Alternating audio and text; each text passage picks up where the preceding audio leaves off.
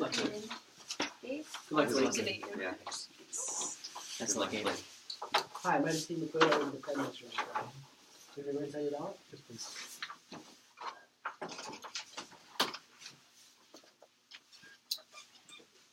Hi, I'm Dave Claire. Richards. I'll I'm going to be the member of opposition. government. I got my pen. I'll be Thank right you for back. your time. I got one right here. Oh, okay. Hi, Well, my name is McQuade. I'll be the leader. I'll be the opposition. hi. Hey I'm there. Claire. Hey, I'm Claire. a member of opposition. Thank you for your time today. You're welcome. Hi, my name is McQuade. I'll be the leader of government. Also the Prime Thank you. Minister. Thank you. Hi, I'm Dave Richards. I'm going to be your member of government today. Okay. Thank you so. Oh, sorry. Thank you so much for judging. Would you like me to fill out your ballot? I'm Blake Toman. I'll be the leader of opposition. Thank you for your So I can just give myself all 5? You don't mind? I'll be your Of member course. of We're done here. opposition. Good Okay. to see you. Good to see you too. Hi, I'm Dave Richards. I'm going to be your member of government today. What?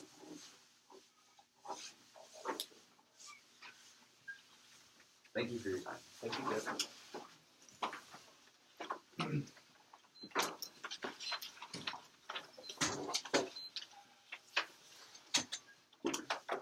Well, actually, before we go ahead and begin the round, we're going to ask your experience with judging parley debate. I don't know if there's anything you'd like to see in this round.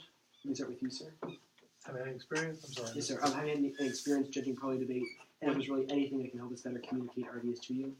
Once before I've done it, yes, I have. So All right. you're doing great. Just speak clearly and loudly and Sure. quietly. Just kidding. Figure that out. No, I've only judged extemporaneous. This is my first parliament debate. Only thing I can Alright. say is make your argument clear. People Don't be jump brilliant ship. and be calm. Don't jump ship. Don't jump ship. That's it. Thanks. And you, ma'am? I have not judged. I used to participate in parliamentary debate Oh, years great. ago. Cool.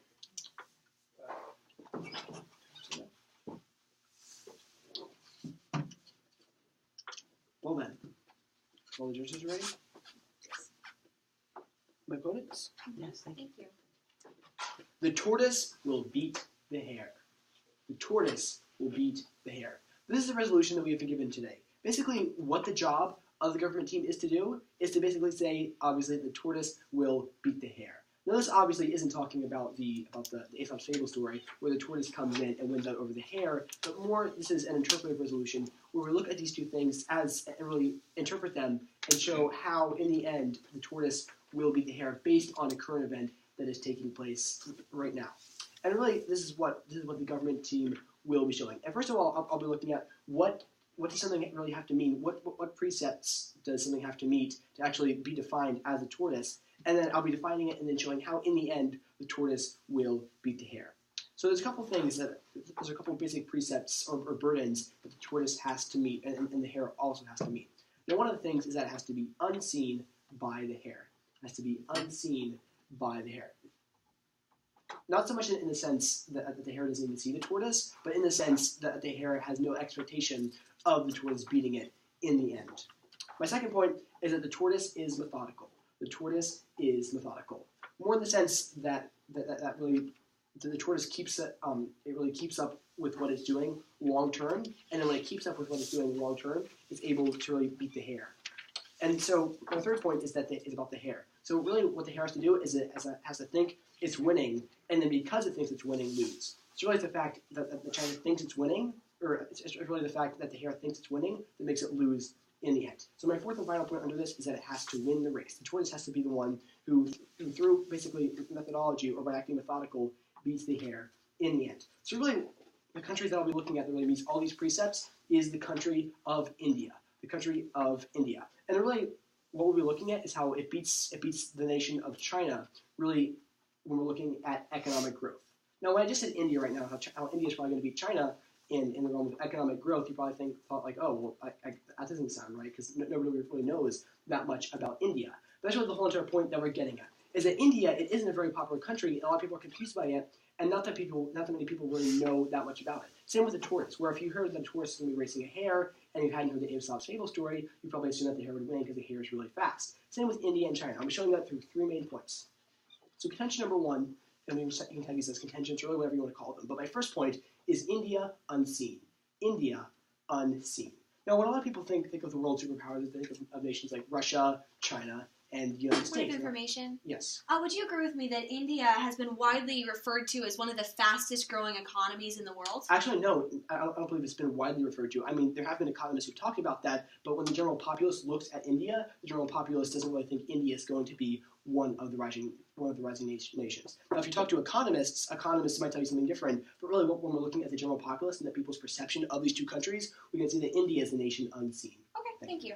So that's why actually the name of my contention was India Unseen. Because when we're looking at India, a lot of people don't really expect India to really be the nation that beats China in the realm of economic growth. And I'll be showing this later in my third contention, then I'd like to move on to contention number 2, which is China mentality. China mentality. Now, China has been the leader of economic growth for a very, very long time, and they're expecting to stay that way. They're one of the nations that has the highest industry rate, where basically what they're doing is they're producing the most stuff out of any nation, and tons of nations are buying stuff from China based on how much stuff China produces. But really, what I'll be showing in my third point is that China, because of its mentality, really, through my third point, I'll be talking about how that's why India is going to beat them in the end. You see, judges, China thinks it's winning, so China isn't really changing how its system works. So my third and final contention is democracy wins out. Democracy wins out. Now, India has been a democracy for some 60 years. It has been a democracy for some 60 years. And really, when we're looking at India, it's this methodical attitude in the fact that it applies democracy to its country, that really, by being methodical and upholding democracy for such a long time, it's now becoming one of the faster growing economies. Still unseen, but slowly and surely beating the nation of China in regards to economic growth. So a lot of people think, oh, well, how could India be the nation that beats China? Well, I'll be showing you how. My first point under this is the space race. The space race. Now, there's 3 nations that have had successful space missions. There's Russia, there's the U.S., and there's India. Now, a lot of people think, oh, how would India even have a space mission? Now, a lot of people don't really know that India is this much of a world leader. They think that India is more of a quiet nation, and they don't really know that much about India. But India has been slowly but surely encroaching to becoming one of the fastest growing nations on Earth. So my second point under this is beating China. Beating China. Now, what India has been doing is it's been upholding the basic precepts of a democratic system by having democratic elections. Well, China does the exact opposite. So we're looking at these 2 nations, China and India. India, because it's been holding up the precepts of democracy, it's slowly but surely beating China in regards to the fastest growing economy. Point of information. Yes. Is it your contention, just to make sure we're on the same page, that China is the hare in this situation? Yes. Okay, thanks. So basically, yeah, like Claire said, China is the hare in the situation. When we're looking at China, China thinks it's winning. It thinks that it's going to stay the fastest growing economy in the world in regards to things like industry. But really, if we examine it, we'll see that because of its mentality, India is going to beat it in the long run. Because basically what I'm saying is that the tortoise will beat the hare. Really, what China has been doing is it thinks it's in the lead, and because it thinks it is in the lead actually, but because it's in the lead, it's not changing anything. And because it's not changing anything, India is slowly but surely catching up. India has been recorded by tons of economists, actually, like my opponent Claire said, and it's really been regarded to being one of the now fastest growing economies in the world. And at this rate, it's estimated they'll overtake China sometime in between this year and the next, 2015 to 2016. So really, if we look at this, I've shown you a couple things. I've shown you that China and India meet all the basic precepts to really be the tortoise and the hare. And then if we regard these 2 things in context to this resolution, we can see that India is slowly but surely beating China. Because it stays the same, and because it's methodical, and because China thinks it's winning, but it's actually not because of the Chinese mentality in regards to economic growth. India is slowly but surely, and in the end, will beat China. Thank you.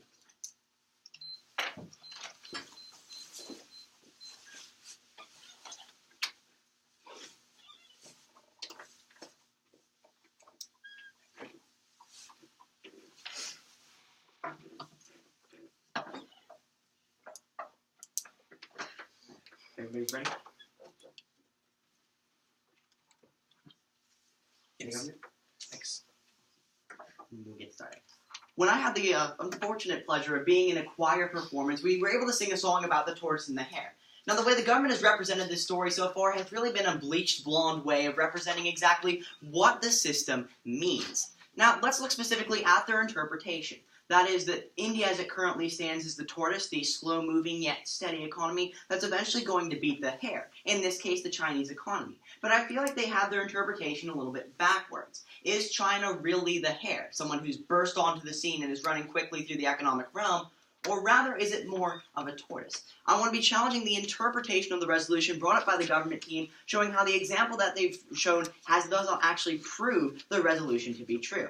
Now, their interpretation specifically talked about India and China as the tortoise and the hare, respectively. Let's first look at the Indian economy. Does it seem to be more of a tortoise or more of a hare? Now, one consistency of a tortoise that they talked about is it has to be steady, meaning it goes at a steady pace. That pace also is something that stays consistent, so it doesn't move back and forth. It doesn't have a spurt of speed and then back down. It's very consistent. But what is India's economy? India's economy has burst onto the scenes recently as one of the fastest growing economies in the world. But where was it before then? Not really talked about as any sort of powerful economy, instead something more of a third world nation to speak. See, the problem is that India is not like the tortoise moving slow and steady in growth. It's burst onto the scene, more like the hare than the tortoise. But secondly, let's look at China's economy. Does it have more of a hare in nature, or is it more of a tortoise? Now, if we look at the Chinese economy, its growth rate is averaged at about 4.7% per year. Now, this year is a little bit different. Unfortunately, it dropped to 4.6%. But it is nonetheless consistent. They have a consistently high growth rate when it comes to their economy, meaning it stays the same through an extended period of time. But how does the government interpret the resolution? They interpret the tortoise as being India instead of China. Rather, they say China is the rabbit, bursting forward with speed. But if we look at Chinese growth, it's been consistent, far more like the tortoise than the hare. But what does that mean for the resolution in today's debate round? Why does this interpretation actually matter? Now, the way the government has gone about proving the resolution to be true is through a case that shows the resolution's true. In this case, India and China, the tortoise and the hare. Now, if their interpretation doesn't actually prove the resolution and instead proves the converse, that instead the hare will beat the tortoise, then that's reason to reject the resolution. In fact, the government team's interpretation has gone insofar as to prove the resolution false for the opposition. What does this mean? Or how is this so? Well, they've talked about India as being an economy that's going to overtake China. Now, we showed how India, by and large, isn't really much of a tortoise, but instead a hare. An economy that's burst onto the scene that economists are simply raving about. But what is China? China's been the slow and steady tortoise. What does the resolution ask us to prove? The tortoise will beat the hare. But what is instead the government team to argue? That India, in this case acting far more like a tortoise, or rather, India acting far more like a hare is going to beat the tortoise that is China. They've proven the resolution false through their own analysis in today's debate round. So what does that leave us with the conclusion of? We see that instead of rather having the tortoise beating the hare, we see the hare beating the tortoise. In other words, we see the fast-growing economy of India, the thing that's burst onto the scene much like the hare in Aesop's fable, is going to be beating the tortoise that is the Chinese economy. Thank you.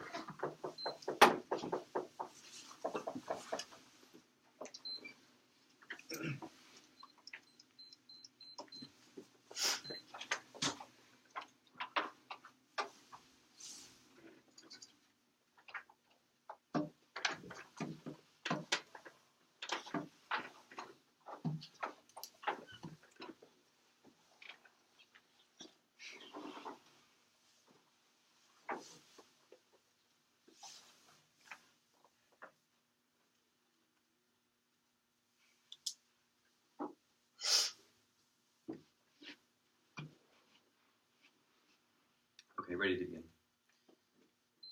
When I was a lot younger, I believe it was maybe 6 or 7, I went to this homeschooled convention. At this homeschooled convention, there was a man who spoke, he was supposedly a professional storyteller, and he gave this speech on the tortoise and the hare. It was actually very interesting. But something I kind of pulled away from this speech at that young age was not so much the remarkability of how fast the hare went in the race, but rather the inconsistency between the hare's speed. Now, I'd like to just focus on Blake's last speech, and in his last speech, he purely argued the interpretation of how this round should be taken. He only looked at the analysis that Hayden provided in his first speech. Now, Hayden laid out 3 different contentions, which were contingent upon this analysis, but I'd also like to point out that Blake hasn't responded to any of these 3 contentions individually. He's only focused on the interpretation level. So So if the government's interpretation is true on this resolution, then our three contentions still stand. Now, linking in my intro into incorporating my intro into the interpretation and how I think this really applies. What Blake tried to do in his rebuttal to our analyst. Yes. You would agree that if the hare is instead the tortoise, all your analysis would then prove that the hare would beat the tortoise. Could you repeat the question, please? So if India is not a slow-moving economy but a fast-moving economy, you would agree that they have relatively fast speed as opposed to China's economy.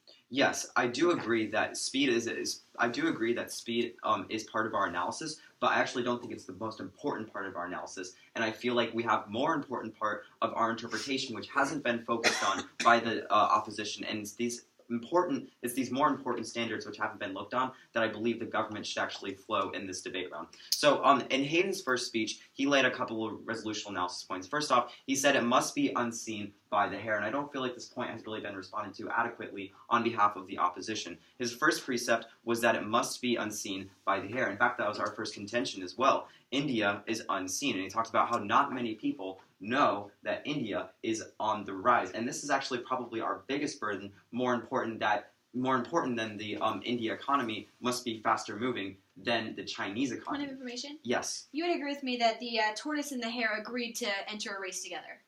I would agree. Thanks. Yes. Now, another resolution analysis point I'd like to point out is that there must be two actors, but since I don't think there's any real, I think both teams coexist on this point. I'm just going to move on. But one of the interpretations that I think has really been lacking in this debate is that the tortoise is methodical, and that when we look at India's economy versus the Chinese economy, I think even if India has more growth than the Chinese economy and consistency with the duration of years, the fact that Chinese economy is much more inconsistent than the India's growth of the economy, that it actually still proves the resolution true. So this is an area of interpretation which I feel hasn't been responded to on behalf of the opposition. The fact that Chinese economy has been inconsistently growing proves the point that China is still the hare in this situation of this metaphor resolution.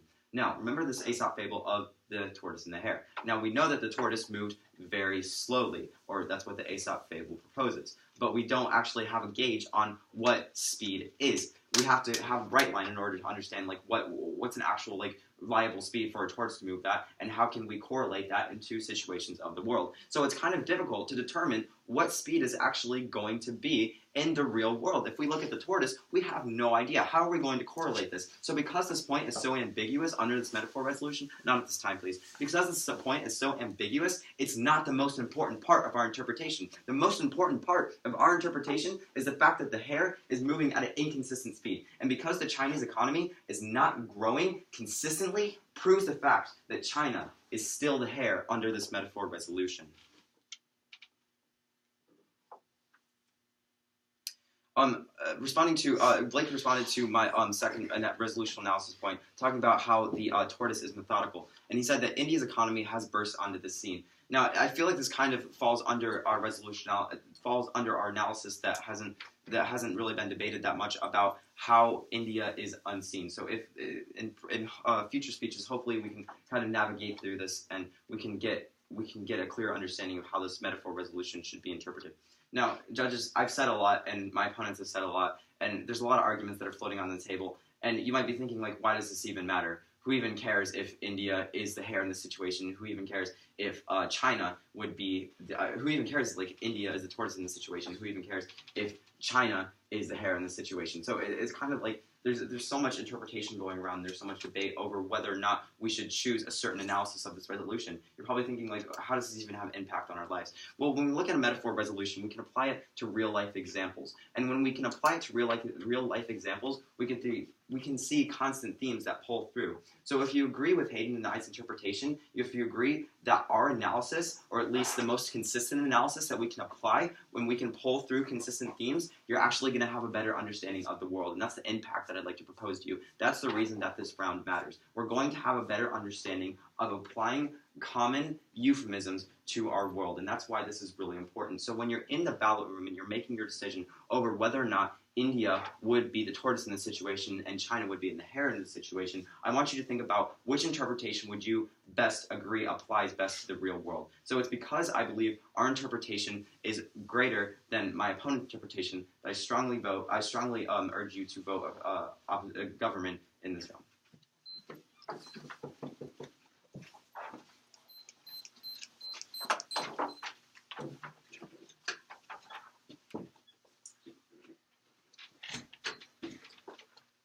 Today, Blake and I have found ourselves in a somewhat unusual position of agreeing with nearly everything that the government team has said.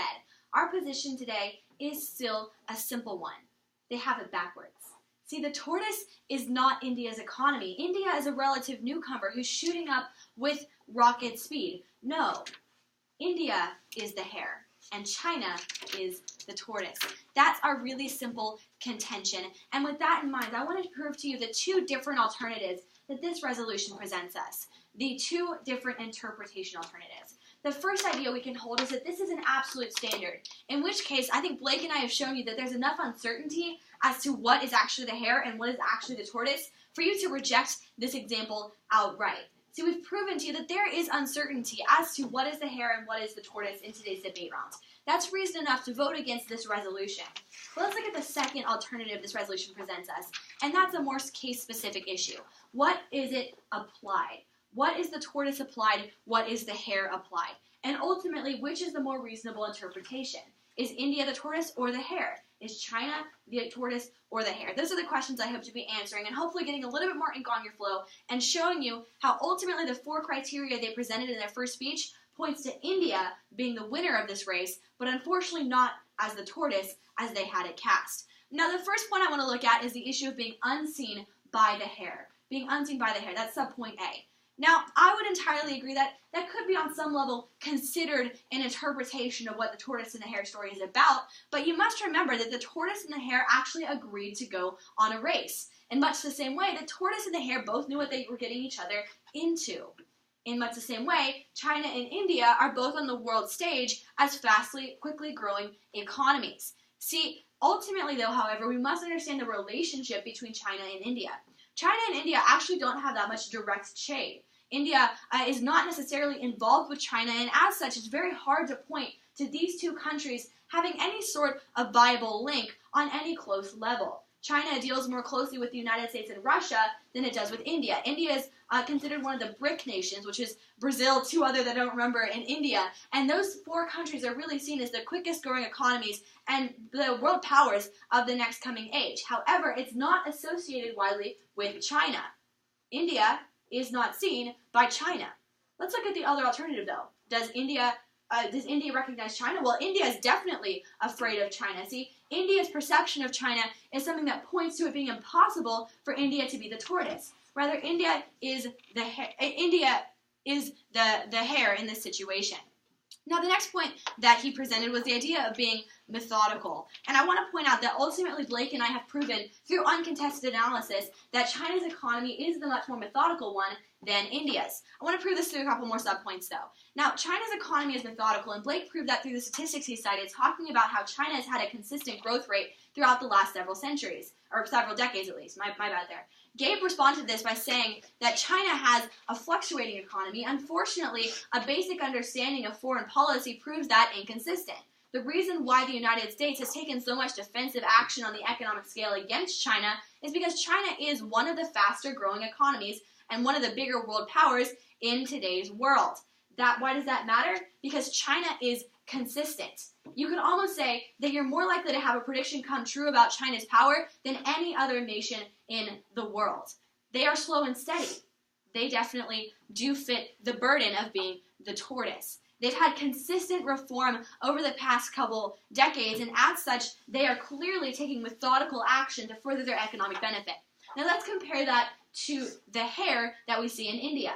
About 60 years ago, India became a democracy, as Hayden said, and as such, they've shot skyward. Their economy is really shooting upward. It's massive, got a massive growth rate, and it's totally changed the way that that country is perceived. 30 years ago, no one would have said India should have any scope on the economic sector. But now we have to consider it an economic actor. Why? Because it's moving so quickly. India is the hare in this race, not the tortoise. Now, this actually leads to my last subpoint under this idea of the applied interpretation, and that is the relative speed. Now, they've argued that what we're really worried about is the sporadic nature of the hare's action. And while I do believe that India has had a sporadic growth system as they make one policy, say how it responds, and make another, and figure out the response there, ultimately the relative speed is a significant issue in today's debate round. Now, the hare is not the fastest compared to a cheetah. The hare is just faster than the tortoise. There doesn't need to be an absolute reference point. We just need to compare the two economies. India's economy is growing more quickly and more sporadically than China's is. In relation to the tortoise, the hare in today's debate round is clearly India. So I think I've proven to you that our interpretation is the correct one in today's debate round. The earmarks of being a hare are all with India. The earmarks of being a tortoise, well, they're all with China. The methodical economy versus the free-based economy that has been subject to recent renovation, recent reform, and ultimately to a mass expedition and transition into a democratic government makes it clear that India is the hare. Now, I want to point out that the 3 points of analysis that they presented under this interpretation show that India is in fact going to win the race. I entirely agree. China is methodical, but they're not there yet. China has made some improvements that they're not moving quick enough. India will overtake China. The hare will overtake the tortoise. And in this debate round, the hare will win the race.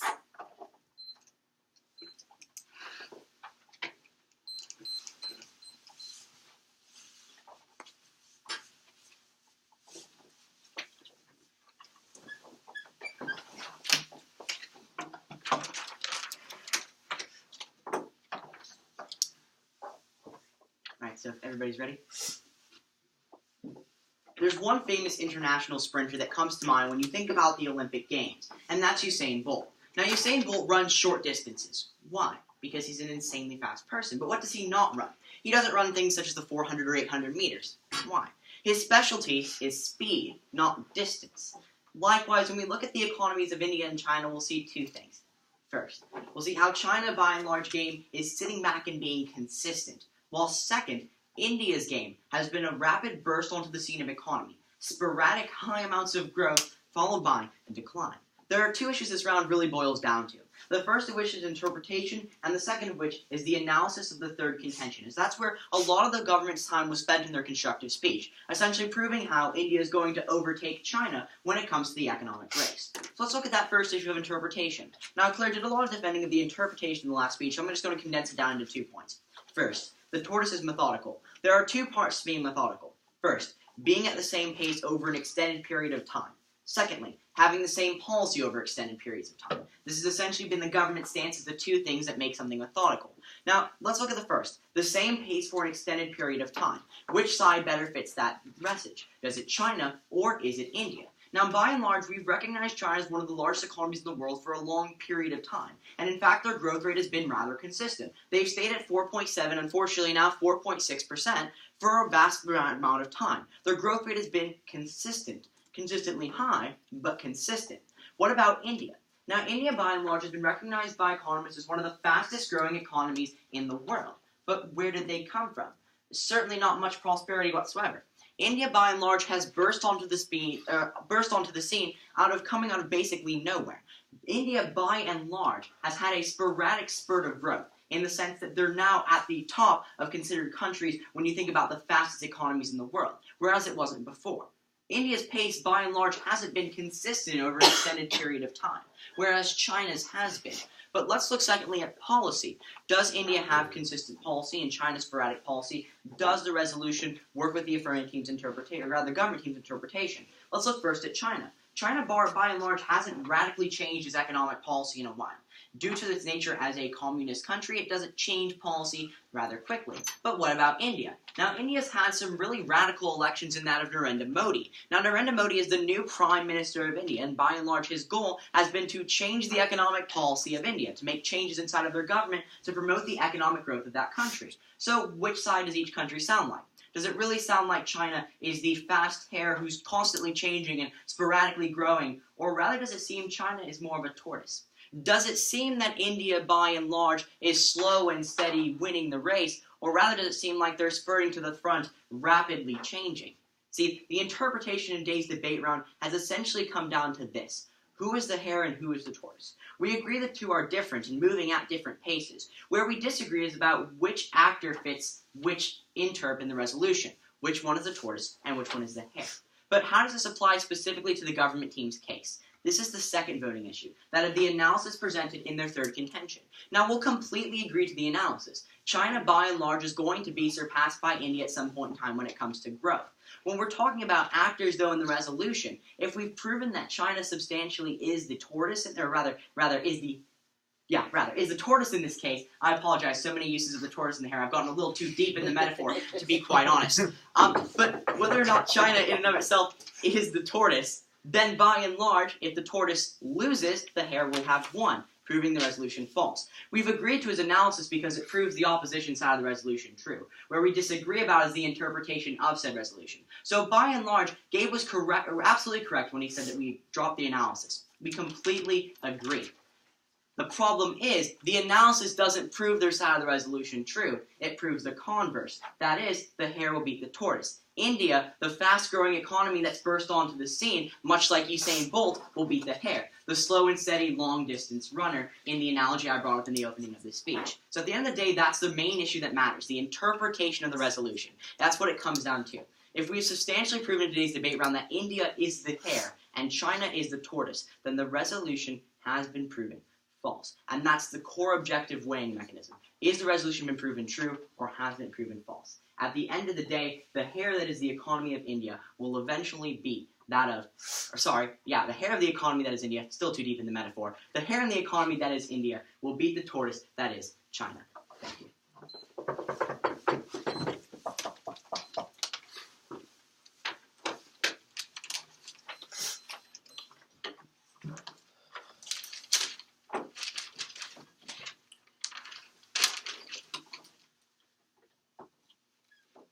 Well, all the judges are ready? Yes. My opponents? Yes, thank you, Hank. Judges, in this speech I'm looking at two things. First, what we agreed upon, and second, what both of us teams disagree on. So the first thing, I'm going to go over really two things that we agreed upon, that we have been agreeing upon this whole entire time. The first is that India is not in the lead now, but basically will win in this race that these two are engaged in. So really, that's what we both agreed upon, is that India is not in the lead now, but it will be in the lead in the future. Second thing that we agreed upon, and this is extremely important because this is what really wins the government team in the debate, is that we agreed upon the precepts of the story. And these were the 4 points that I brought up in my very first speech. First, I'm just going to go over these again before we move on to the core of my speech. The first is that the tortoise has to be unseen by the hare. And when we're talking about unseen, basically what we were looking at was the general populace. And so basically what we have to look at is we have to see if the general populace saw that India was going to win the race. Second, we agreed that really when we're looking at the tortoise is the actor that is methodical. This is also important. Now, the most important one of this whole entire debate is that the hare is the fast one. And second, this is the most important part, is that it thinks it's winning. And that the hare is the one that thinks it's winning. Now, this is the most important part of today's debate, about the hare thinking it's winning. So now I would like to move on to the second point of the speech, really on what we disagree on. And that's really the big question of this debate, is how do each of these nations act? Which one acts like the hare? Which one acts like the tortoise? That's $1 million question in this whole entire debate. So I have three points where I'm going to be really answering this question. Point number one, China has no need to speed up. China has no need to speed up. So really, if we look back at the precept about the hare, first of all, it's fast, and it thinks it's winning. I brought that up in my very first speech, but basically what's happened, I have two steps under this. First, it thinks it is winning. It thinks it is winning. China has the largest population in the world. China has the largest population in the world and is the fastest growing economy in the world, and the fact that the percentage rate at which its economy grows. So right now, it's the fastest growing economy in the world, but India is slowly really overtaking it. So right now, China thinks it's winning. So point B under this is China has taken a nap.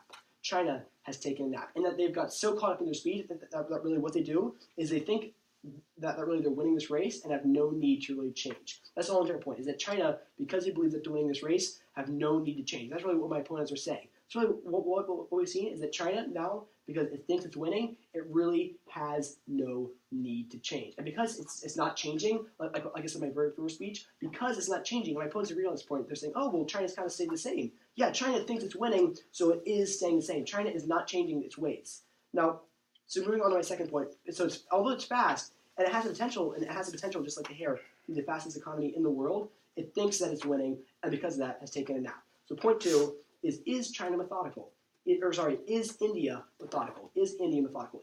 Does really India meet the precepts to be the tortoise in this metaphor? Now, basically, this really revolves around one point, and that is that India has upheld democracy long term. India has upheld democracy long term. They said, oh, well, when they became democratic 60 years ago, they started doing better. That's my whole entire point. That I believe is really when the race started. When India started upholding democracy, they did consistently better and better. It's not like 1 year they did really well, and the next year they did really poorly. It's when they started upholding democracy that they started doing better, moving slowly but surely to reach the top. Now they haven't reached the top yet, but really both of us agree that if they really continue moving at this rate, then they are going to be the ones in the end who beat China. We're not saying that neither of us is saying that India changes every single year. Basically, what we're saying is that India is consistently doing better and better, and because of the pace that it's moving at, it's going to beat China in the long run. So point number 3, and this is really the end of my metaphor, is India is unseen. India is unseen. And you probably remember this from my very first speech. But basically, what we're saying is that nobody expected India, just like nobody expected the tortoise. If you had first heard the story of the tortoise and the hare, you would have said, no, that there's no way the tortoise would beat the hare, because the hare has so much more capability, so much more potential. Because just like China, it's the largest nation in the world, and it has the most potential, like the hare in China. If we're looking at the tortoise doesn't seem like it has as much potential, because if we look at it, a lot of people think, oh, India's a third world country. But really, if we look at what the economists say, a lot of people, basically the economists are agreeing that India is becoming the fastest growing nation in the world, and in the end will overtake China. So that's what we have agreed upon. So I've shown 2 things in this speech. First, I've shown that China has taken a nap, and second, that India is methodical. And because it's uphold democracy long term, it is in the end going to beat China. So really, like what I can say at the end of the speech is that the tortoise, like India, because it's methodical, in the end will beat the hare. Thank you. Good job, Greg. Good job, Greg. Good job, Ian. Good job, Blake. Good job, Greg. Thank you so much for watching. Thank you for your time. Thank you for your time, man. Thank you very much. Yeah, good job. Thank you so Very much. much. Thank you so much. Thank you. Pleasure. Thank you Thank very you, much. Dave, you look like Kevin Bacon. I guess I'll watch. Yes. Thank you. I thought you were- You're welcome. I've actually introduced myself sometimes just like as a joke, like it's Kevin Bacon. I have such a likeness. Just call me KB. It's Can you not list a all bad the movies you've personal been in, though? Yeah. Starting with Animal House and ending with Tremors. Yeah.